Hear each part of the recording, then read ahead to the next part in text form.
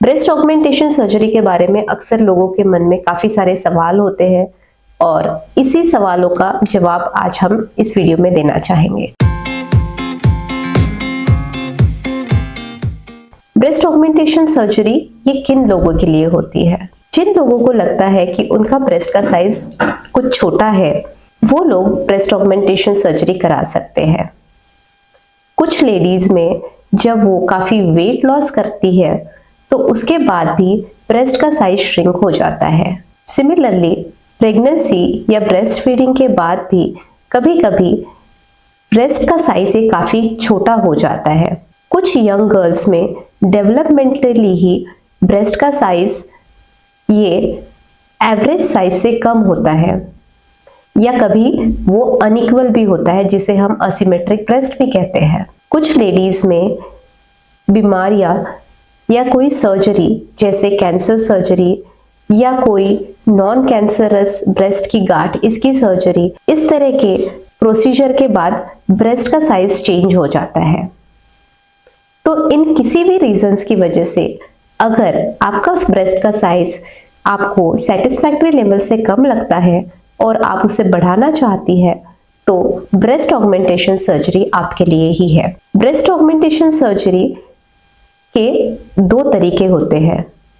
जो सबसे कॉमन तरीका है वो है ब्रेस्ट इम्प्लांट या सिलिकॉन इम्प्लांट्स, और जो दूसरी टेक्निक है वो है fat grafting technique. Silicon breast implant ये काफी पॉपुलर टेक्निक है जो कि ब्रेस्ट का साइज बढ़ाने के लिए यूज की जाती है, क्योंकि इसके रिजल्ट्स ये काफी नेचुरल होते हैं और इससे अक्सर डिजायर्ड ब्रेस्ट का साइज भी अचीव किया जा सकता है।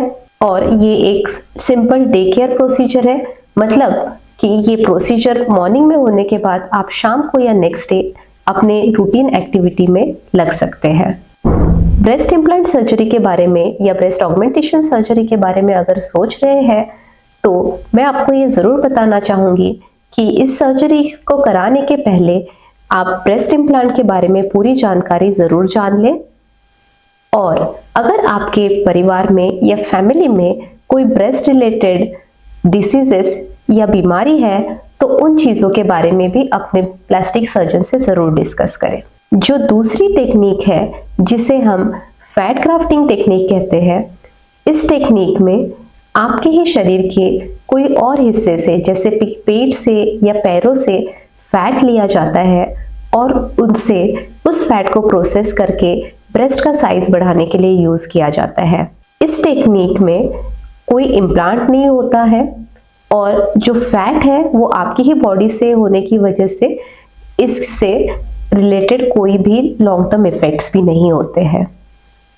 पर इस सर्जरी का लिमिटेशन ये है कि इससे आपके ब्रेस्ट का साइज बहुत ज्यादा मात्रा में नहीं बढ़ाया जा सकता है और कभी कभी इसे एक से ज्यादा भी सर्जरी की सिटिंग्स लग सकती है। अब हम बात करेंगे कि सर्जरी के बाद आपके रिजल्ट्स कितनी जल्दी दिखते हैं और आपको उसके बाद रिकवरी कैसे रहती है।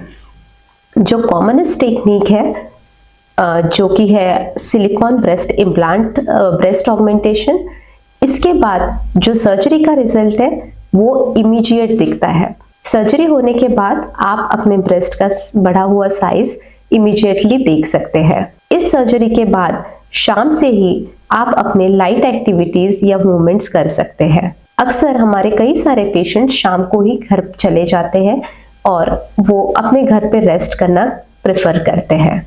नेक्स्ट 2 से 3 दिनों तक आपको आपकी एक्टिविटीज अपने घर तक ही सीमित रखनी चाहिए और आप घर के अंदर टहलना और घूमना ये सब कर सकते हैं।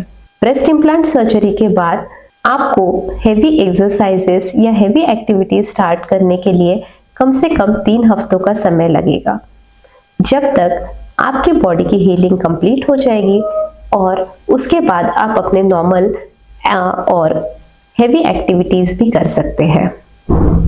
सर्जरी के बाद आपको कम से कम 6 हफ्ते तक सपोर्ट गारमेंट या जो आपकी कस्टमाइज्ड सपोर्ट ब्रेसियर है वो पहनना जरूरी होती है।